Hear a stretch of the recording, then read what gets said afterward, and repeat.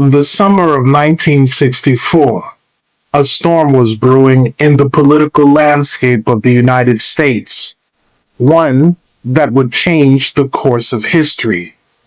Malcolm X, a powerful voice for civil rights, was preparing to address the Organization of African Unity in Cairo, Egypt. But behind the scenes, the United States government was deeply concerned.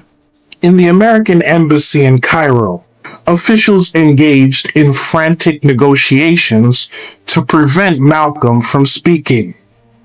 Their efforts were met with cold indifference from both the Egyptian government and the conference organizers.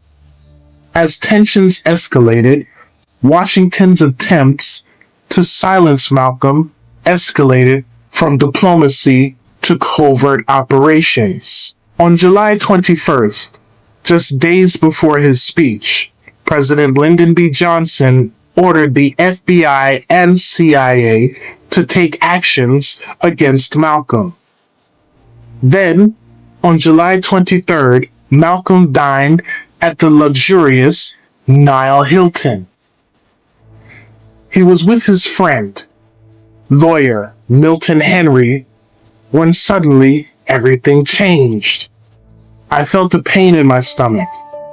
I recognized the waiter who served me. He looked South American. And then the poison bit into me like teeth. Malcolm was rushed to the hospital just in time. Doctors confirmed a toxic substance had been found in his food. The waiter, who had vanished without a trace, was suspected to be connected to the CIA.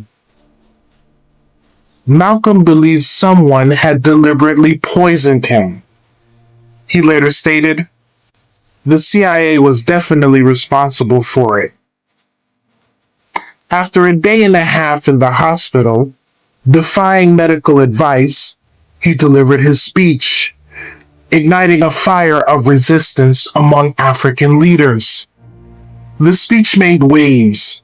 Malcolm claimed he had gathered promises of support for the plight of African Americans at the United Nations. The White House was alarmed. The New York Times echoed their fears, stating, "Malcolm X attacks the United States."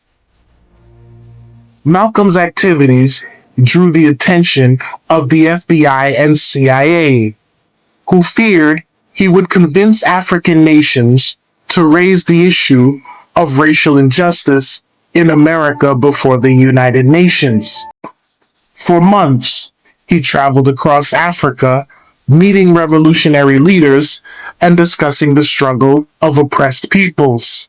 From Egypt to Kenya, Malcolm was gaining influence. Conversations with leaders like Gamal Abdel Nasser and Julius Nyerere broadened his perspectives, connecting his fight with a global struggle. He sensed danger, believing plots against him were forming in high places. In September 1964, the FBI labeled him one of the troublemakers in the Harlem riots, despite being in Egypt at the time. The government was increasingly worried about his growing influence and the potential impact on U.S. foreign policy. Malcolm returned to the United States on November 24th, 1964, and immediately criticized President Johnson's Congo policy.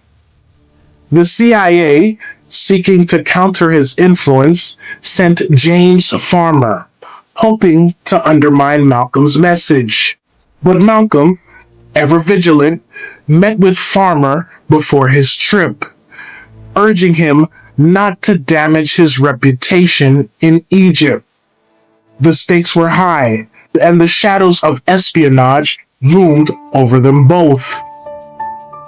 As Malcolm navigated the corridors of power and influence, he became an undeniable force for change, one that the United States government could not ignore.